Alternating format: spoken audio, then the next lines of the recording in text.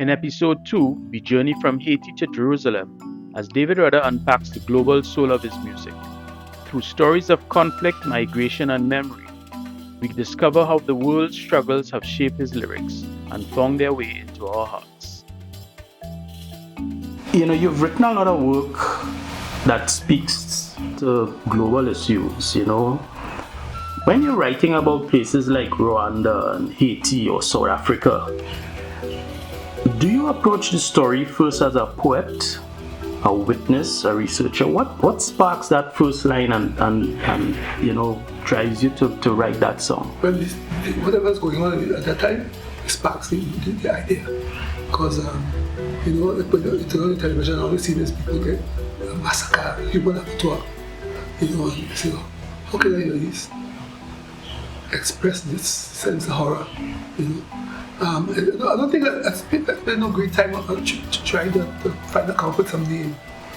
It always comes quickly, and that's why my opening lines. If you check most of my songs, my opening lines are always strong. Not because I deliberately trying to find a strong line. My reaction to it is once it hits, I start to write already inside my head. You once said, Haiti, I'm sorry. If you were writing that verse today, would it still be an apology or would it sound different now?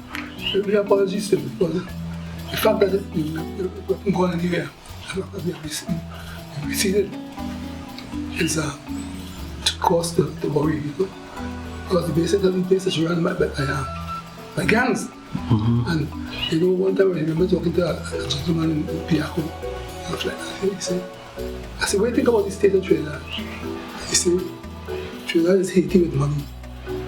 You never forget that. And that stick with me because, at the end of the day, I look at these islands, and I said, wait, Trinidad and Haiti have almost the same shape as a you have a toe, you have a heel, you have a boot.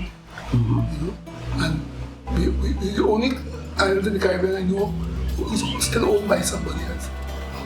The capital is owned by somebody else. One is Port-au-Prince, the other one is Port of Spain. So it's still, I'm sorry. You still have some work to do. Much work to do. And still on the global scene, in '97, you sang about Jerusalem as a place divided by faith and fear. Yeah. What did that place mean to you then, and how do you see it now, all these years later? It was just going through the news again, and I said, this is such a strange thing. You have the Christians, the Muslims, the Jews living in one little city. This is your quarter, this is your quarter, and then your quarter. It's still they can't even recognize that peace is it's the way to go. It's like, and right now it's so hard. The whole Bible hatred is so hard. That's it. Everyone whose God is the one that they pray to. It's might be the one though. And don't say about holy war. That goes way beyond the Balfour Agreement and all that kind of thing. It's just sad to know that. And I remember looking at the news these days, it becomes so normal to everything.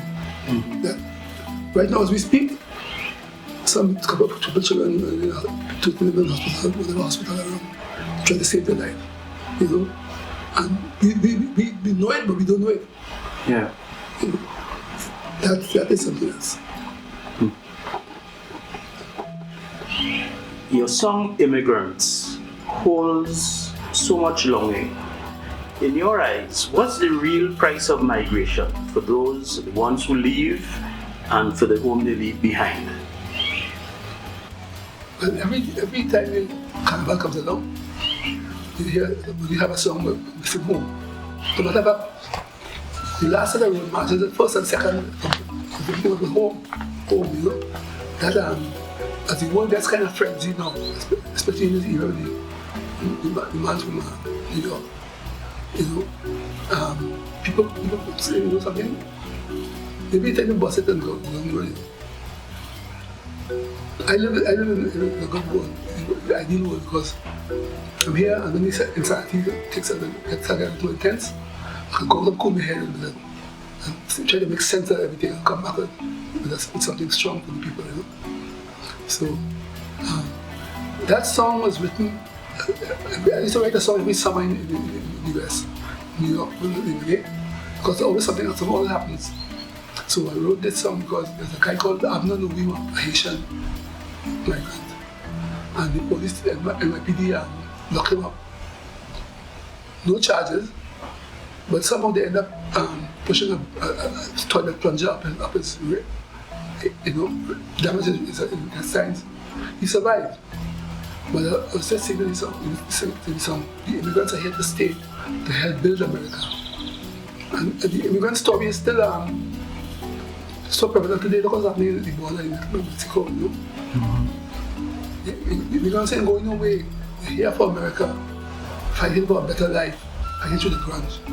America, don't resist your new children. It's like they came here to take the plunge. You know?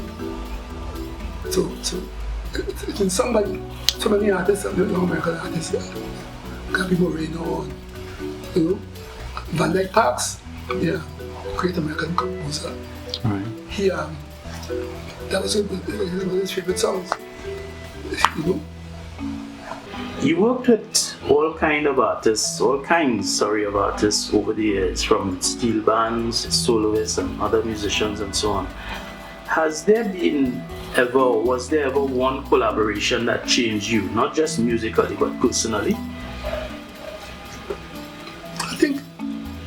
I think when I was doing Chinese roots, and Pedro and I get together, I write songs, so then we make them songs together.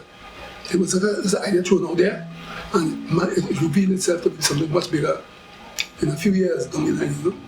So that moment still sticks with me. Anything else about Charlie's roots, you know, that era, if I could call it that, of your musical career? We were like Sly and Robbie of Calypso and Soca, because we the first band, this band was formed to play this new music called Soca. And so everybody, you find that a lot of the records now, but then you'll see names, same names all on the background musicians, this, that, Rudder, Carl Jacobs, Pedro Rudder, Tony Bosse, Junior Warwood, you know, and go along the line, Adam Bush, you know. So it was always like we were going to do a couple of albums a night. We already have, you know, and everybody come and they don't music. But Chinese was the song of new song. Right. You know? The Song of Soca. Song of Soca. Yeah.